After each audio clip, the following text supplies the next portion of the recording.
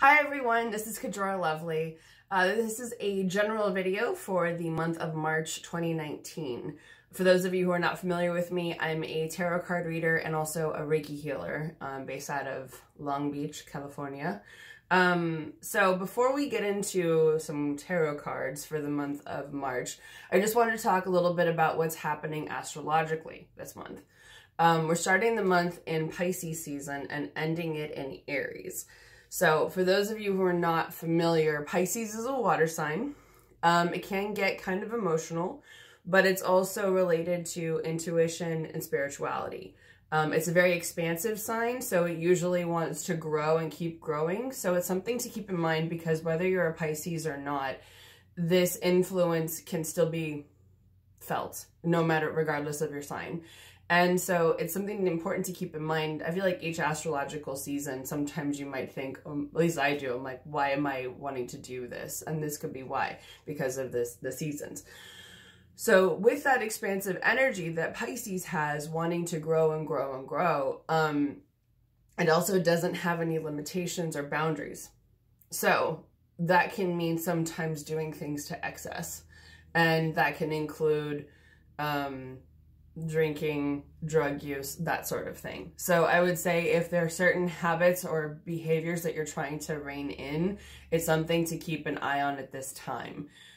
Or if you really want to make sure you don't overdo it in something, you might need to just watch yourself a little bit more, keep an eye on it, whatever it is, if that's the case. So then on around the 20th, 21st, we start Aries season, and Aries is actually the first sign of the zodiac. Pisces is the last sign. So it's a very interesting beginning ending going on in the month of March. And Aries is ruled by the planet of Mars. It's all about war, conquest, being a leader, showing how to lead by example, being the one to forge the road ahead. And so you have water at the beginning of the month and fire at the end of the month, something that can be emotional, expansive, spiritual, and then moving into fire, action, pursuing energy. So it's interesting too that the change happens on March 21st, which is the Vernal Equinox. So for those of you who aren't familiar with that, the equinoxes, because you have the vernal equinox March 21st and then the autumnal or autumn equinox on September 21st. So the equinoxes are the days when the hours of daylight and nighttime are equal. And that means that there's an opportunity for balance. It's something to keep in mind during that time. And as you know, summer solstice is the day of the longest day of the year, shortest night. Winter solstice is the longest night, shortest day. And then the equinoxes are in between. And then there's if you follow pagan traditions, there's other holidays in between that mark sort of the in-between points as well, which can certainly help. Sometimes like Imbolc on March 2nd marks that it's 6 weeks after the winter solstice and 6 weeks before the vernal equinox, which kind of provides a relief midpoint celebration in the middle of winter, which I think a lot of people could use around that time. I know I enjoy celebrating it. So there's that. Then March 5th, planet Mercury goes retrograde. So Mercury, if some of you you may not know any of what that means. Some people have really gotten into blaming Mercury for being Mercury retrograde for everything. It can only be blamed for so much because Mercury rules it's the planet of communication. So it rules that aspect. And in that, it includes all forms of communication, like actually speaking, emails, phone calls, contracts. It also can rule technology. And it's going retrograde in the sign of Pisces, and it's in Pisces until April 17th. And so because of that, our communication can come from a very emotional place. However, it does also have the opportunity to come from a very spiritual and intuitive place as well, if you're channeling the energy correctly. But it can be a little emo, let's just be honest.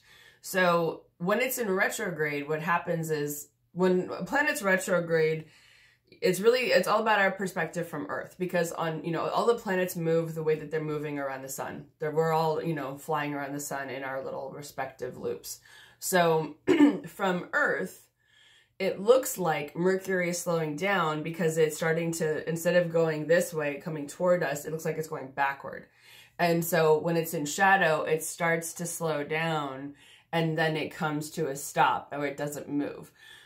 So last August, every planet except Venus was retrograde at one point in time. That was super fun.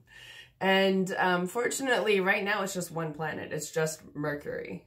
Everything else, I believe Uranus, I don't know if they might be out of shadow by now, but I think everything else is moving the way it should. And or is going, yes, full force ahead. So Mercury will stop moving basically on March 5th, and then it starts moving again on March 28th. So for most of the month of March, there could be wonky communication. So my personal tips for that, I would say be cognizant of your words. It's sort of like the 4 agreements, be impeccable with your word. It's something to think about before you speak. It's really important to think before you speak during this time. Also, if people are coming at you from a very emotional place, I think it helps to take a step back and say, is this normal for them? Is this something triggering for them? Are they being more emotional, emo than normal? You know, because it can be that something else is happening that's bringing up emotions in them and they're taking it out on other people in their lives. It's possible. And it's something to just be aware of with yourself. You know, it's kind of taking that personal inventory, taking a step back and saying, why am I having this reaction? You know, it's not a bad thing to stop and think about why you feel the way you do.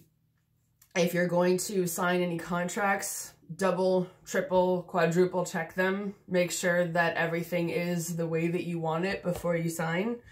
And if, say, your phone does what my phone did last year and gives itself a factory reboot all out of the blue, or you break technology, or you have a lot of problems where, like, your cable box blows for no reason, you know, where a lot of things happen and you're like, why? That's usually Mercury in retrograde. In my experience, it's a lot of technological problems. Sometimes your phone glitches, things don't really work. It can also be dropping things, people getting into car accidents, not being able to, like, literally hear each other, saying the same thing and feeling like you're saying things that are completely different. That's a lot of what Mercury retrograde is. So I think it's important to, during this time, to, well, I'm hearing, practice some compassion for yourself, for others, for the world at large, because it'll be an interesting time. And some astrologers I follow are saying it's going to be a really rough one. So I think it's important to stay grounded, you know, to do visualizations of imagining roots growing from your legs and the bottoms of your feet into the earth to root you and solidify you. To cut cords with people, which is not necessarily a way of saying, I never want to see you again, but more of like, I love you, I need my space, you take your energy back, and I'm keeping mine. So with that, you can always say in your head, you have to say it out loud if you don't want to. I recommend doing this, especially if you see a lot of people every day. If you can, when you get home at the end of the day, or I would say before you go to sleep, to say, in love and light, I give everyone else's energy back to them. In love and light, I take my energy back from them. So that way it's just not a hostile, negative energy you're putting out there of like, get the fuck away from me. But more of a, and you can even do visualizations of imagining. I like to imagine, if you imagine cords on your body, that they're just sort of popping off. They don't have to be cut, and then they're, you know, so just that they pop off and sealed, healed, put a little bubble around yourself energetically, that sort of thing. And let that energy go into the universe. You don't have to carry other people's stuff around. And if you had a really emotional conversation with someone, or some things have been really tough with other people, you can always do that at any point in time. You can do it while you're at work in the middle of doing something, because you can just say it in your head. Or if you need that extra space and time, you can always excuse yourself and do it in the bathroom. Just some tips. And then let's see. The new moon is on March 7th, and that's also in Pisces. So just to clarify, some people are saying March 6th is the new moon.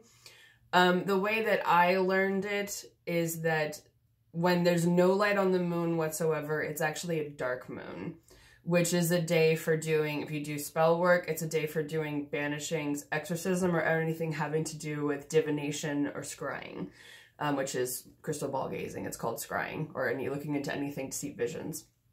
Divination is like using a pendulum or tarot cards. Those can be good days for that, but otherwise, the dark moon actually is not a day to set intentions. It's a time for going within. If you really want to do something on March 6th, you can always go within and do some self-reflecting, but you don't really have to if you don't want to. The new moon is March 7th, which is when there's the first sliver of light on the moon. So it's when the new moon phase ends. The dark moon is when the last phase, sorry, new moon is when the new phase begins. Dark moon is when the last moon phase ends.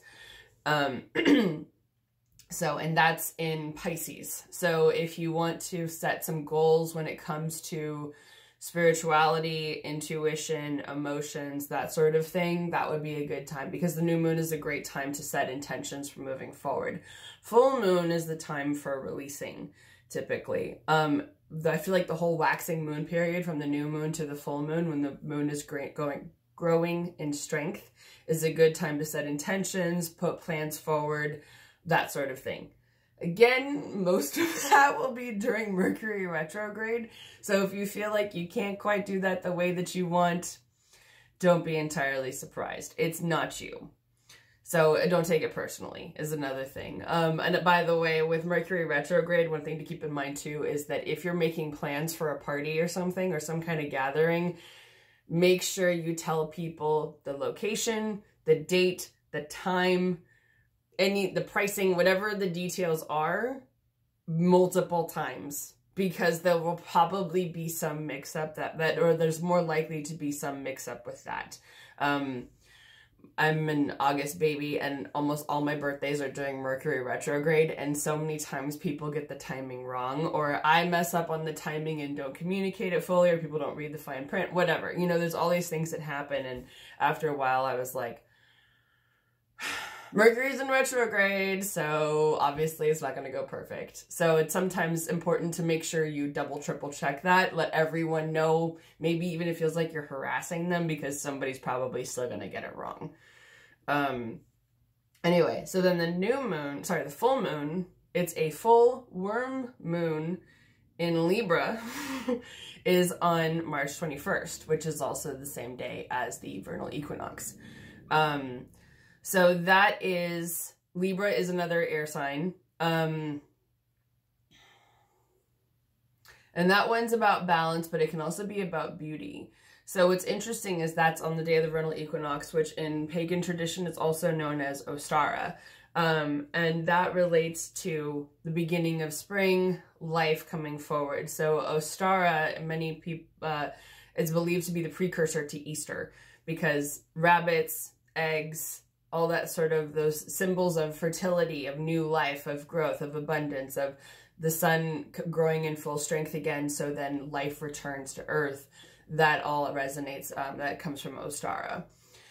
Then later you have May Day, which is the first day of May. Obviously it's Beltane, which is a much more, I would say, sexual and sensual event, but it's about that first sort of that summer's beginning. So if you want to, you can always do some sort of celebration of some sort on March 21st, because Easter is about a month later this year on April 21st. But if you want to do something to commemorate that, you could do the same things, almost the same things you do for Easter, depending on how you celebrate it. But if you want to eat things with eggs, eat seasonal vegetables, give thanks to the earth for the abundance and the nutrients that it gives back to you, that's a great time to do it. Because it's that reminder that life is coming back. You know, in older traditions, when food was scarce and you pretty much only had the food that you farmed yourself or that you could trade, those holidays meant a lot more because it was like, thank God for the food. This is what keeps us alive. And thank the world for the sun, because it makes all that happen and it makes all that possible. And it's interesting because one thing I read in this one book pointed out that chickens start laying eggs again around the vernal equinox because there are more days of sunlight. So it changes something in their retinas that like sets off an alarm in their body, like it's time to reproduce again, which I think is probably where that tradition of having eggs at Ostara comes from. So really anything, at the time, I would say the Imbolc on February 2nd was about planting seeds. Life started stirring in the earth again. Ostara I see as life is beginning to sprout. You know, it may not be full-blown spring because it's the very beginning, but it's that reminder, new life is coming, new energy is coming, the sun is gaining strength, have hope again. So, it can also be a time of life and death. Sometimes people who are not doing so well will pass around this time of year. And I know some people where that's the case. And I would say, you know, it's, in my belief, life and death kind of go hand in hand. That it's really, or I should say birth and death, because I don't see death as the opposite of life. Death is the opposite of birth. Life is what you do in between. And deep thought right there.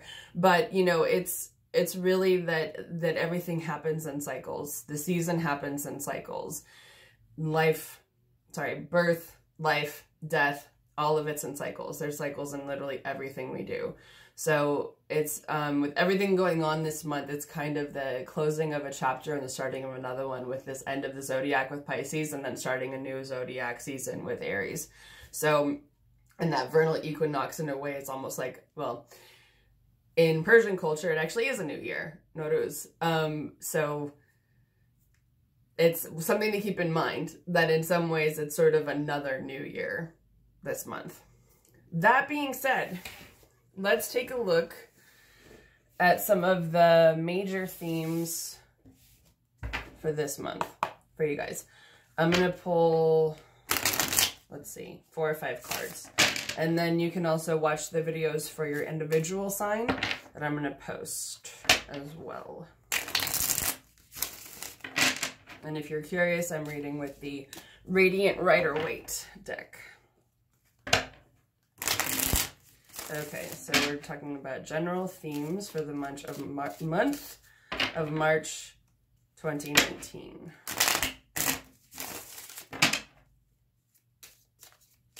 Okay. Channeling already.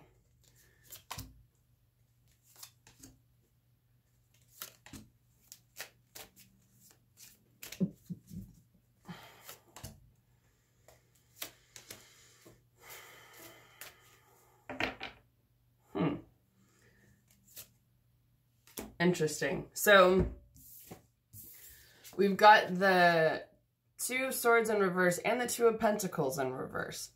So this is interesting because both of these, I mean, they're both 2s, which can be about partnership. But in this case, for both of these, it's about making a decision. And this can be about juggling multiple things, whether it's multiple jobs, different, you know, it's earth, so it's money. It's also home. But I don't know if some of you are living between 2 homes. And then this is air, so it's more mental. This is about being stuck between 2 decisions. However, when they're both in reverse, that means that you've picked one, and this means that you're making a decision. So those could be related, not necessarily, but it can also mean that you're making up your mind, you're making decisions. And with the 2 of Pentacles, I get a little bit of an uneasy feeling that you're that some of you may be like, is this really the right thing? But 2 of Swords feels more like this is the right thing. So, I'm hoping that for most of you, it's more of that feeling, because it's much nicer to make a feeling that you feel, I mean, make a decision that you have a good feeling about, that you feel good about. You may also be dealing with someone who's being underhanded or manipulative. The 5 of Swords can mean someone who's willing to win at any cost, and they don't care how many Mercury retrograde already, how many bridges they burn, how many hearts they break, how many people they hurt. They do not give. Sorry, somebody's saying a holy hell. And let me pull one more card. So let's get a sense. Can you tell us who this could be? Who or what this energy is? Well, it's possible that it's another air sign. There's a lot of swords here, I'm not going to lie. Which is interesting because that's the air element, which is neither Pisces nor Aries. But it's a lot more in your head and more mental. So it can also mean conflict, but sometimes I see that as a sign to not get too trapped in your head, too anxious. You know, that it's not just about thinking about all the possible outcomes, but rather what's your plan of action moving forward. But this can mean, so the Knight of Swords, sorry, it's a little out of focus. It can mean somebody who is like ready to rush in and do whatever the fuck they want. Yeah, they're gung-ho. They don't care. Let me pull one more card on this because I'm curious. So it could be a friend. Now, this card could go a few different ways because this is the Four of Wands. So this can mean there's a celebration at the end of all of this conflict. So some of you... Oh, if some of you are getting married this month, it could be that there'll be a lot of fighting, a lot of infighting, a lot of like, oh my God, are we even fucking doing this? And then at the end, it's like, yay, it all worked out. But it feels like there'll be some kind of, I feel like a peaceful resolution with that, something happy. So it could also be, I don't know, I feel like it's more of whoever this person is who's hurting these people, you're going to kick them out in one way or another, and that's going to make everyone really happy. So, Four of Swords in reverse. When it's upright, I often see this as it's time to take a chill pill, take a rest, take a break. In reverse, pick up your sword and fight. That's how I would see this card. It's time to... The time of rest is over. It's time to move forward. And it's funny because you have the Four of Swords and the Five of Swords. So where this is in the tarot is the Four of Swords is like, okay, it's a rest because it comes right after the heart. It's like you have the Two of Swords, which is making a decision. Three of Swords is heartbreak. Four of Swords is rest. Five of Swords is somebody is pulling some shit. So this I feel like could go into before this or as a result of that situation of like, okay, now it's time for some action. We're going to move some things forward. There may be some good news that you want to hear that will be a little delayed. Usually the Page of Cups in reverse means that there's something good good news that will bring you some emotional happiness or satisfaction. Sometimes it can be a relationship, but it can be anything that would make you happy. There's something that's not coming, but it feels like there's a delay on it. The feeling around that card feels pretty good, though. So it feels like it could just be that you might have to... It may not look quite the way that you thought, but you'll still be satisfied. If that makes sense. And then the Hermit in reverse, this kind of echoes the Four of Swords in reverse, only to a larger extent, because this is about coming out of a period of hibernation, which makes sense because we are going to start spring this month. So it could be for a lot of you if you feel like, because when you're hermiting, you're staying in. You know, it's that you're going home after work, watching Netflix or something, and not necessarily seeing your friends, going out, seeing your family or loved ones or whoever. You feel like you're kind of holed up at home and don't really want to go out. And from a lot of people I've spoken to over the month of February, that's been the case. And a lot of people have kind of beat themselves up for it. And the truth is, that's the season, right? No, I mean, I live in Southern California. It's been one of the coldest winters we've ever had. It snowed in LA. And so even though it's relatively warm compared to other places where it gets sub-zero, at the same time, for us, it's winter. It's still dark. It's still cold. People don't want to go outside. So it's natural this time of year to want to kind of hermit and hide away. For some reason, somebody's saying hobbit. So if you feel like a hobbit hiding in your hole and the far reaches in the back, that's not unusual. So I would say, number one, don't beat yourself up for having done it. It's fine. Spring is coming. The days are going to get longer. Daylight savings time is going to end this month. You're going to feel that renewed rejuvenation, wanting to see things again. So something to keep in mind. I just want to pull 1 or 2 more cards to leave you with for this month. Is there anything else you can tell us about the month of March?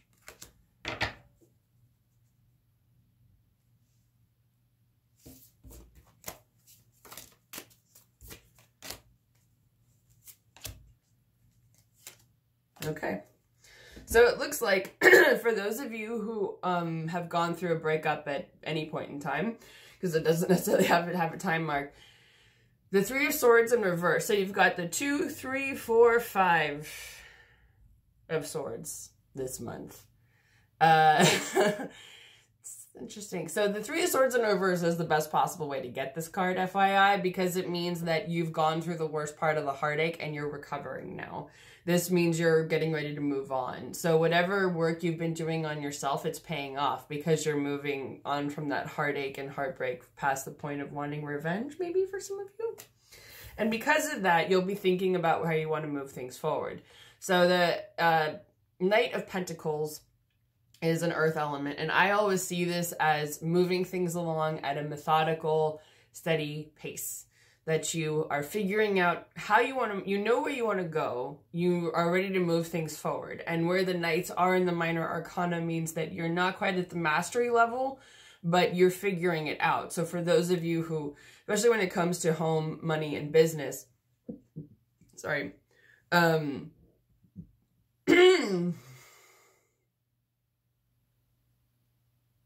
saying pick a pace you can stay with and go for it.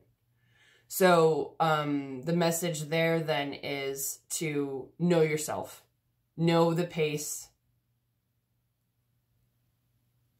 that is protected, that is the least painful, and I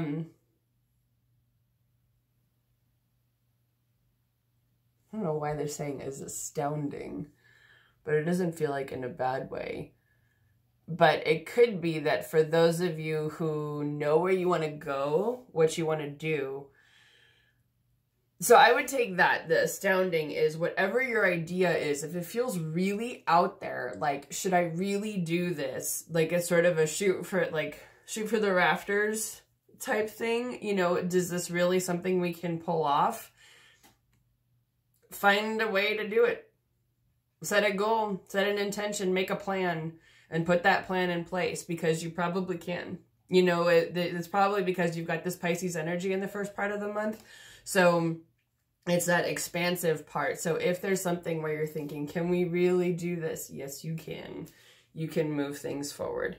So it's something to keep in mind. You can make that plan. And then you have the Ace of Pentacles, which is the new money, home, job, that sort of thing. So this is about that you've got that new thing going, so working toward that goal because it's possible. So that's very exciting. So don't forget to check out my videos for each astrological sign for this month, and let me know in the comments what parts resonate with you. And I hope you all have a wonderful month of March, and I'll see you again next month.